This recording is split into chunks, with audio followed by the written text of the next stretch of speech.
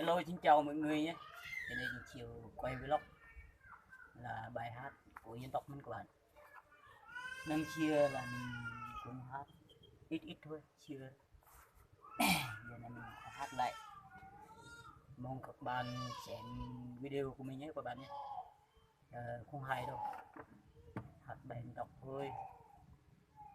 Các bạn nhớ ủng hộ like và cái kênh giúp nhau các bạn nhé. Mình hát dân tộc ok thôi.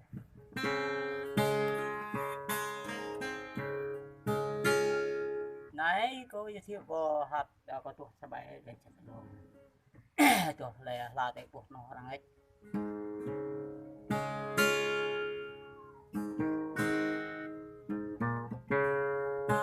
ta dự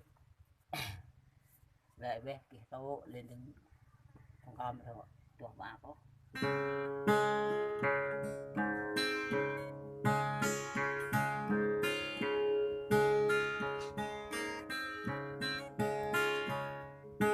em lệ to em ô lấy nái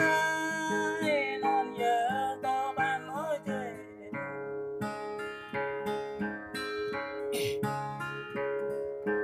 giàu tôi mừng cả hai năm đã có gì lên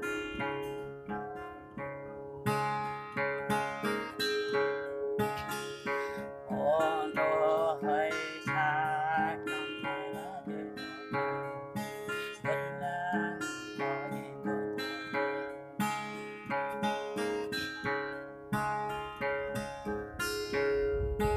bạn để cho bạn ô lấy nái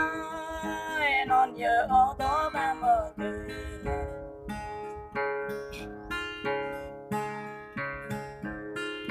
ô quẹ lưu cha đời tình ô hà lưu trong đời cao cầm lưu ta đời tình cao ra ta tâm đi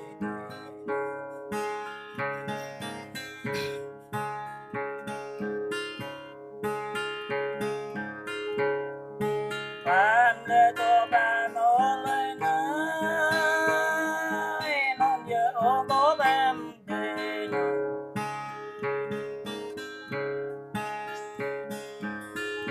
có đất này vui như hằng có trong này vui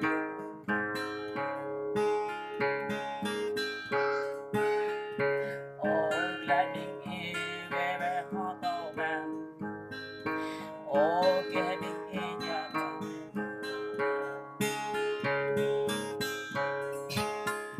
ô giờ anh luôn về họ bạn mà ta lại ta dòng hiền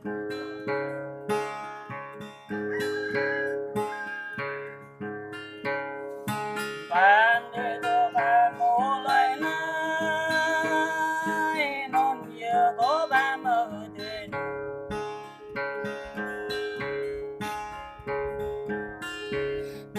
đào tua ta ô tô bạn còn chưa xa rồi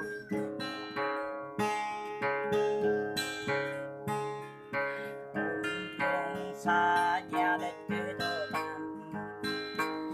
để mà xa lòng đất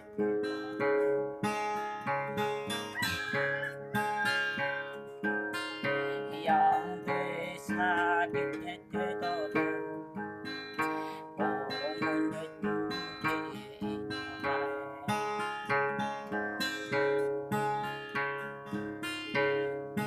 bạn để tôi bạn mơ lên nái non nhớ tố bạn về ô muốn đất tay ca ô muốn đất nắng dài ô muốn đất lời hà anh ô kinh này về đây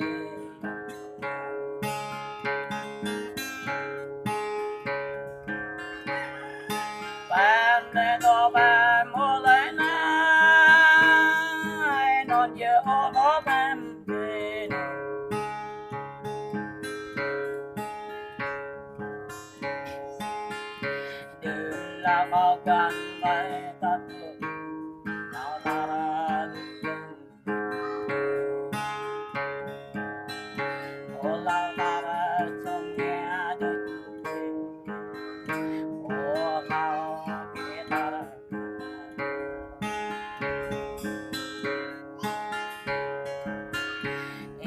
em bên bắt đầu em nhớ tâm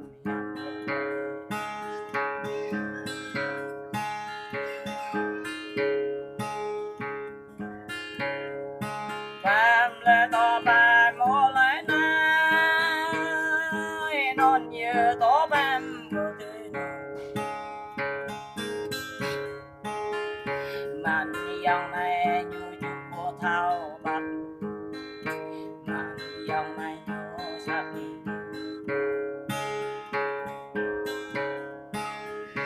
màn dòng này tam răng bự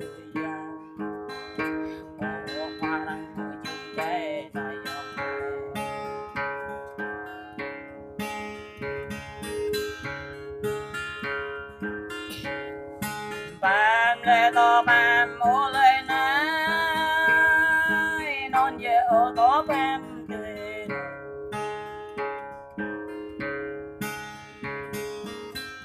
cao cô lưu cha tao tươi nâng cao hà lưu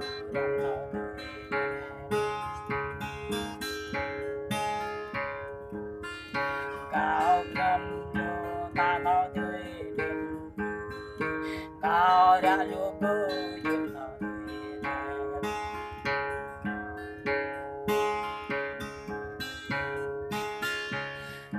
Phạm lệ to bám ô lên ai non về ô to bám tươi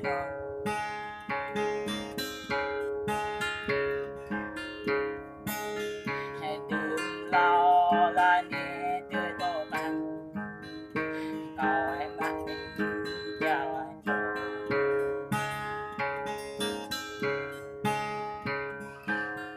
ô mai cao đã tông ngoài đã tôi chơi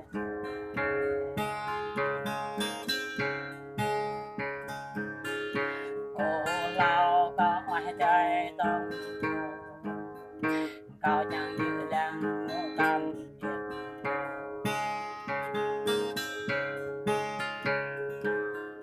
cao chẳng như đang cầm đông chẳng như đang cầm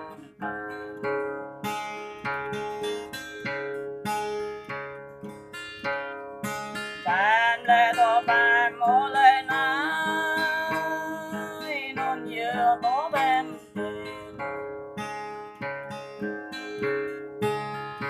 có như bộ quyết quy quăng tay ông rồi non như bộ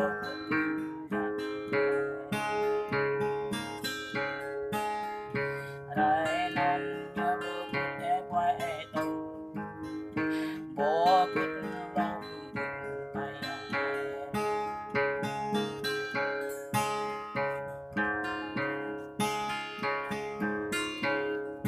Phạm lệ to bám ô lên ai non nhiều to bám tươi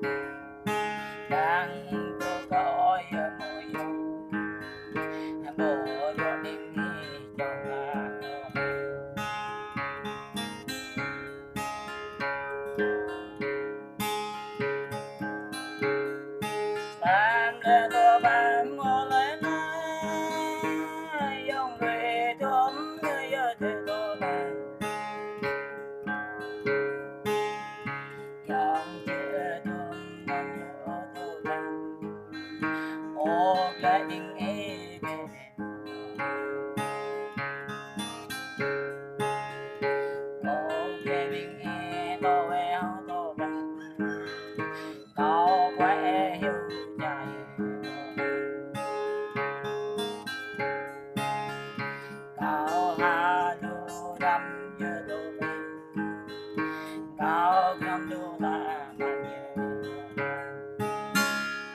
đấy con về tụi họ